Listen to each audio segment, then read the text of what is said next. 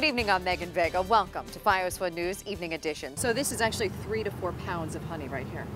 Let's be honest, it is a great feeling to send in your tax forms and find out that Uncle Sam owes you money for a change. Hurricane Sandy would become the most deadly hurricane of the season and one of the most costly. Can you give us a sense of who else is going to be at that meeting and what exactly Prendergast actually wants to hear by the end of that meeting? I mean, we are talking about a clock that is ticking down. We are coming to you from the newly rebuilt boardwalk, and we just have so much in store for you: fun, food, and even some football. The New Jersey Department of Transportation has closed the 2 main roadways that are leading into Seaside Park. I sense a road trip.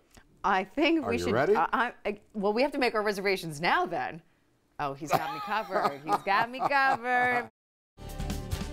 Good evening, I'm Megan Vega. Welcome to Fios One News Evening Edition. Thanks so much for joining us tonight. We're going to get to your top stories in just a moment, but first, it's time for your weather on the ones. Meteorologist Jeff Denoyer is standing by for us in the Fios One Weather Center. Jeff, just another beautiful day out there today, but I have to say, it does not feel like the end of July. No, it certainly does not, Megan. Beautiful sunshine, beautiful temperatures.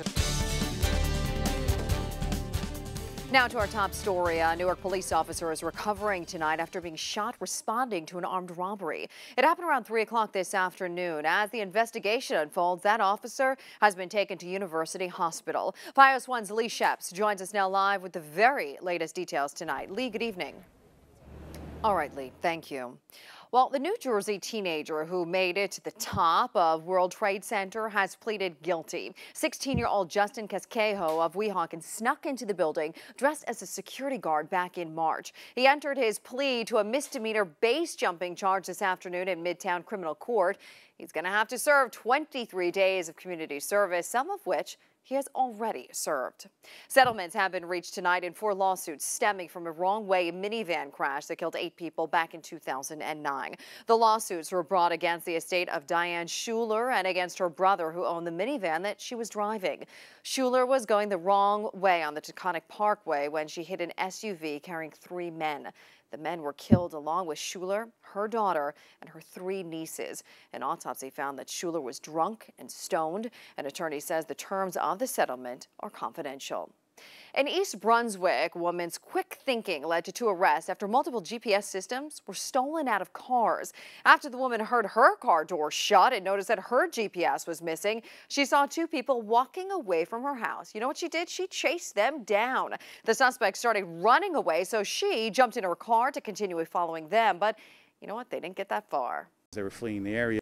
Both suspects are charged with 3 counts of theft, burglary, and possession of stolen property. The 2 candidates for governor in New York both appeared on Long Island today in the wake of the New York Times saying that Governor Andrew Cuomo interfered with his own anti-corruption commission. Fios One's Kevin Vesey joins us now live in Mineola with the latest details. Kevin.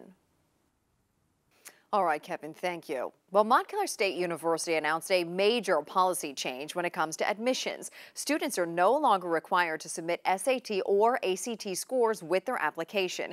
It is the first public university in New Jersey to announce the change. The school says that they will put more emphasis on students' GPA combined with their course load in high school. One of the things earlier this year, Hofstra University on Long Island announced that they will also make the test optional for undergrad admissions.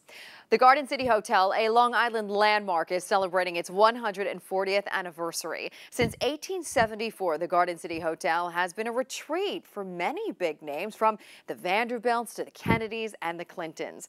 It was where Charles Lindbergh stayed the night before his 1927 transatlantic flight, and where famed actress and Garden City resident Susan Lucci once worked. I had to earn my spend money. The hotel recently underwent a complete renovation. Toms River is celebrating another New Jersey Little League championship win this year, and while the whole team has played hard all season long, one of their players has really been a standout star on the field, and that star also happens to be the only girl on the team. Fios One's Natalie Patterson is in Toms River with her story. Natalie. She is pretty amazing. It is time once again for your weather on the ones. Meteorologist Jeff Denoyer joins us with more. Jeff, you're a baseball fan. That little girl is pretty good. You know, I wouldn't heckle her because she's just going to get mad and she's going to strike you out and she's going to hit a home run off of you, right? Good for her, though. Congratulations to the Toms River Little League team. We'll see if it continues for the second half of the weekend coming up in your 7-day forecast. All right, we will see. Jeff, thank you. Coming up next on FiOS Flood News, the NYPD detective injured in a fugitive shootout is out of the hospital today. The impressive scene outside Bellevue Hospital as he was released. Plus, a woman who lost her wedding dress when Superstorm Sandy hit thought she would never see it again, where the dress turned up almost 2 years later. And as we head to break, let's take a look at some of your winning lotto numbers. Good luck.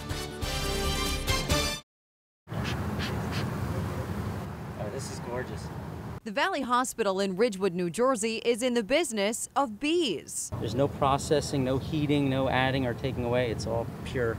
The bees make their home on the roof of the hospital's satellite Lookout Pavilion in Paramus. Valley is the first and only hospital in New Jersey to welcome honeybees. The hives are tended to by beekeepers Eric Hannon and Joseph Lalino, who helped me suit up for a closer look.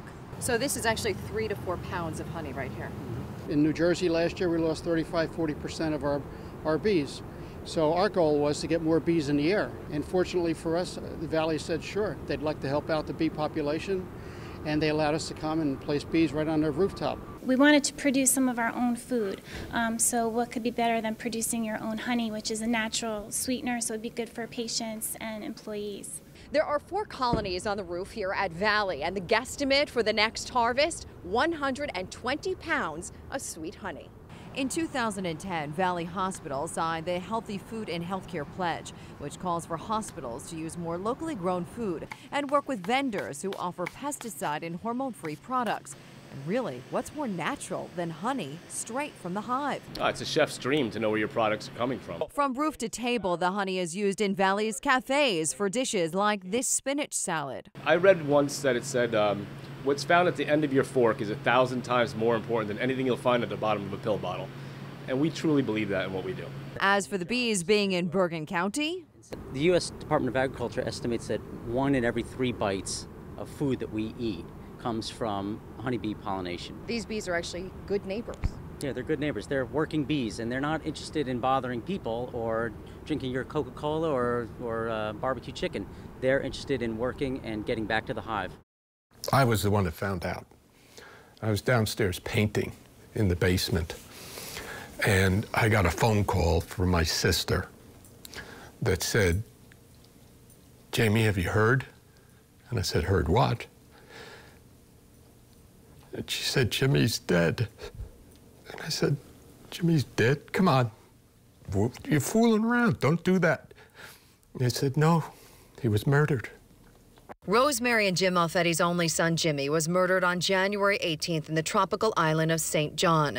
The 41-year-old tech consultant and data archivist grew up in Scotch Plains, New Jersey, but dreamed of living in paradise. Last year, he moved to the U.S. Virgin Island, but his dream never became a reality. Jimmy was found stabbed in the neck, laying in his bed in the guest house he had rented for the past 16 months. He loved the people. He loved the simplicity of life. He loved nature. He loved the environment. He loved paddleboarding.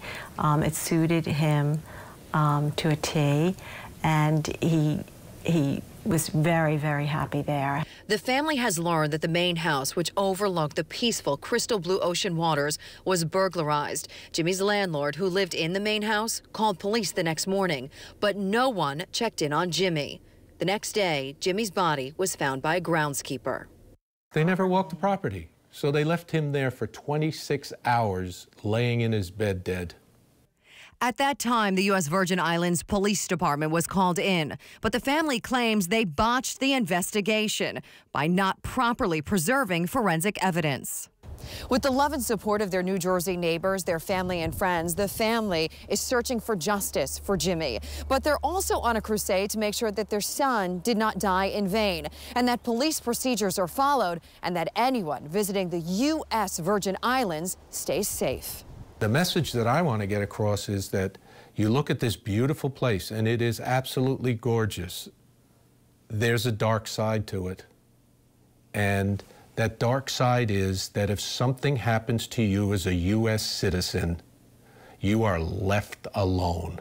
New Jersey Democratic Senator Robert Menendez learned of the family's fight for justice and wrote a letter to the FBI asking the director to assist in the investigation, saying, quote, Jim's parents state that the police discarded forensic evidence, failed to collect potentially crucial evidence, incorrectly stated the date of death on the death certificate, misstated facts to the parents, and failed to check for fingerprints.